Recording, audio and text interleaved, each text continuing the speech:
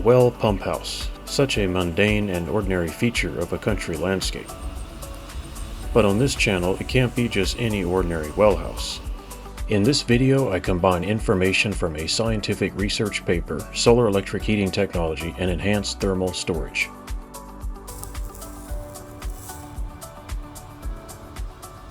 The goal was to secure the PVC plastic water pipes, valves, and manifold from another winter freezing incident.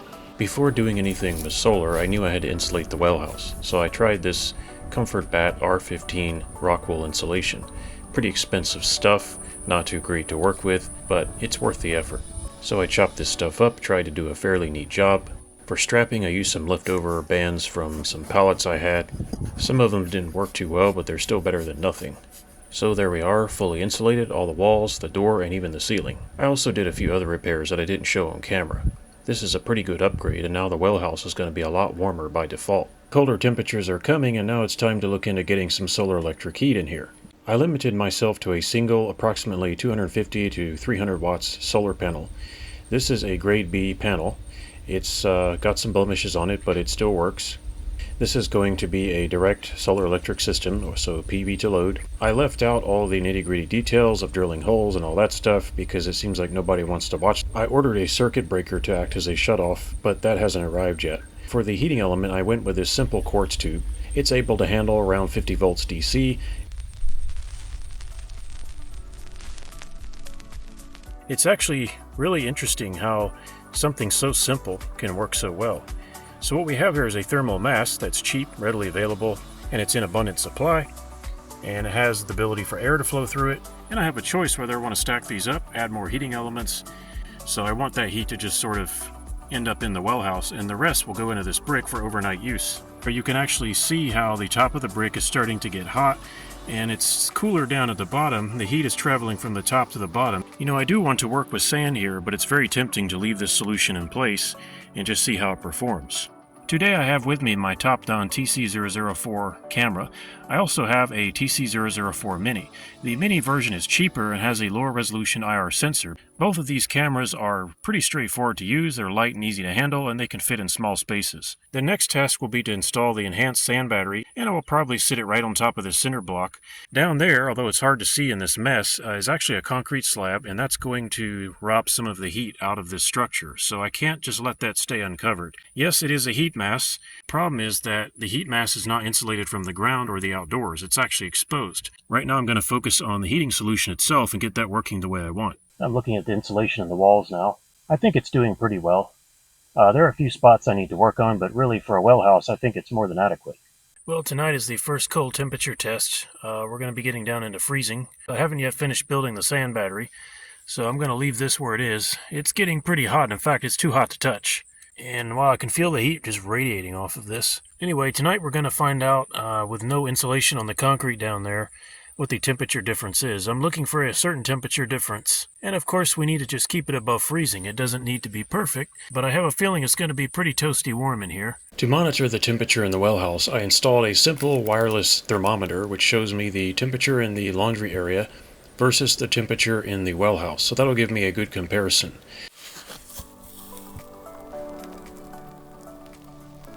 I'll be honest, I'm not a fan of sand batteries. Sand has an incredibly high thermal resistance, necessitating very high temperatures to store heat in it. Nevertheless, I do experiment with sand batteries, and I am curious about everything, and I keep an open mind. For the scientist in me does not want to totally discard the sand battery concept. Rather, I want to look for ways to improve it. I found a very interesting scientific paper in which the author investigated various means of enhancing the thermal flow in and out of a sand battery. His idea was to use recycled metal chips suspended in the sand. They not only hold heat, but reduce the thermal resistance of the overall solution while still leveraging the benefits of cheap and abundant sand. So for this experiment, I chose to add recycled aluminum chip shavings from a CNC mill. Yes, I know our European friends pronounce it aluminium. This type of solution has a variety of options. You can use brass, you can use steel, but the ideal balance seems to be a uniform mixture of aluminum and sand, and the performance is roughly 1.7 times just sand by itself. Now, adding metal shavings to the mixture really affects the behavior of the thermal solution. So the sand is now not really sand anymore. It's kind of a hybrid between metal and sand. The thermal conductivity is going to be much, much higher. Of course, there's going to be cost, but the aluminum shavings are basically scrap material and a waste product, so it really can't be that expensive. There's no free lunch, and so if you want better thermal conductivity, this is one way to get it. It's worth noting that aluminum is pretty cheap compared to brass. Just so you know, adding about 20% aluminum makes a huge difference in the thermal conductivity. Well, as I've said many times, I'm not a cook, but I keep finding myself using baking instruments to carry out my experiments. This is a very cheap pan that I found, and I've placed within it this sort of play sand maybe. It's pretty good stuff. Wasn't the cheapest. I deliberately went for a fine sand here because coarse sand has a lot of air in between it, and I deliberately want to have as little air gap as possible between each grain of sand. This is not really deep enough for my taste, but it will be a start. I want a uniform mixture. I'm not going to go for the layering effect. I don't think that's going to really be helpful. I think that mixing the chips and the sand together is the way to go. Yeah, this does feel a lot more like entertainment than anything else.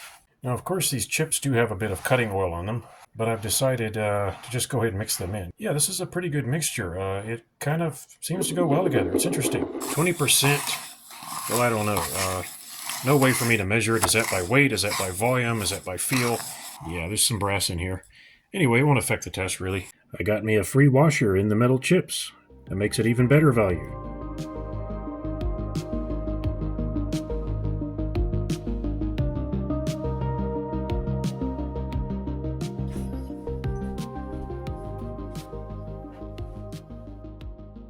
It's 5:43 in the morning. The well house is still 46 degrees inside, and it's 32 degrees Fahrenheit outside.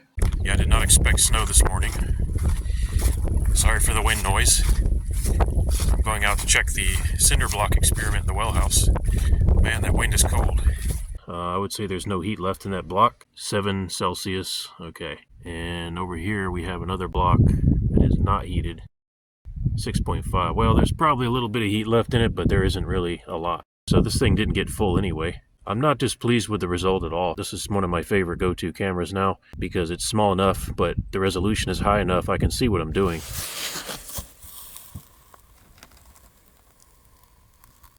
I placed the quartz tube element on top of the sand inside the metal pan that I bought, and I ran the wires outside.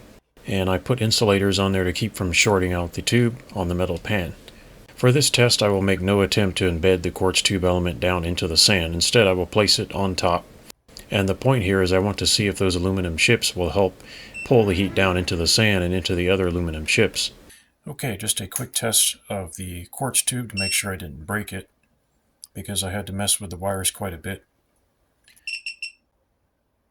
I'm just putting 60 watts into it to make sure it has connectivity. We were getting about 100 degrees Celsius there already, but I'm satisfied with this for now to perform this test.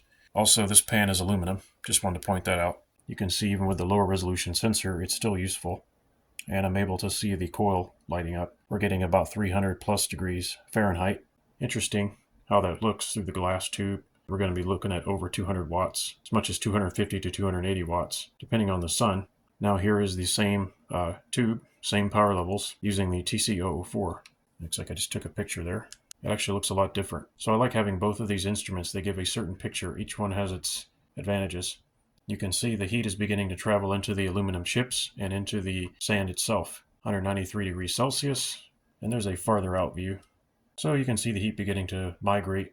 I'm not going to disturb the sand right now. I'm going to leave it alone. And there's the lid. All right, let's go put this in the well house. I'm going to test this for a period of time to see how it performs, and we'll see what happens. And I've put the new sand battery in the well house. We're already up to 60 degrees Fahrenheit. Let's go take a look at it. Yeah, it's warm in here. I don't think we're getting full sun. I had to take the lid off because there's some moisture in there, so I need to let that burn off first. The solar electric heat is really working. 79 degrees Fahrenheit in the well house with an outdoor temperature of 45, and the wind is blowing really, really bad. Yeah, it's toasty warm in here. It's ridiculous. I can just feel the heat pouring off of this thing. Yeah, that's doing really well. I might put some more sand in there later, but I'm very, very satisfied with how it's working so far. I must shut the door so I don't let the heat out. Not that I have a problem with 79 degrees Fahrenheit. That's ridiculous. The weather out here is just miserable.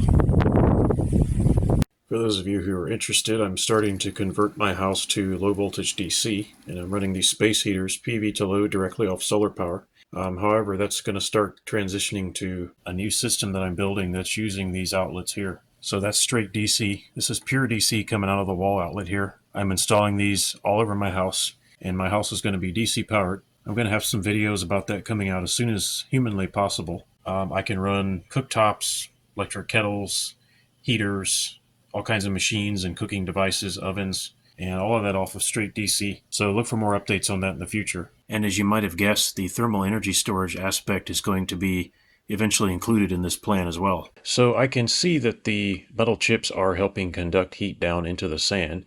It does improve thermal conductivity. It does overcome some of the challenges with sand not wanting to accept heat. You're still going to need relatively high temperatures to get that heat into the sand, but the aluminum chips speed up the process for very little cost and almost no complexity. After giving this a try on a small scale, I do plan to mix aluminum chips into my other sand batteries and see how it works. Well, this is working really, really well. I'm kind of surprised. I think I'm going to upgrade the system a little bit, but honestly, even right now, unless it gets extremely cold, I don't think I'd have any concern at all with anything freezing. You can see that I'm getting some pretty good temperatures there. I think that's pretty cool. So I'm more concerned about the overnight temperatures. Daytime is never going to be a problem. I would call this experiment a success, and I'm going to put some more time and effort into it for sure. Now that I've seen how it performs, I believe I'm going to be using this solution on a larger scale. Folks, I hope you liked this video. If you did, please leave it a thumbs up, subscribe, and leave me a comment if you have time. Thanks for watching, and I hope to see you next time.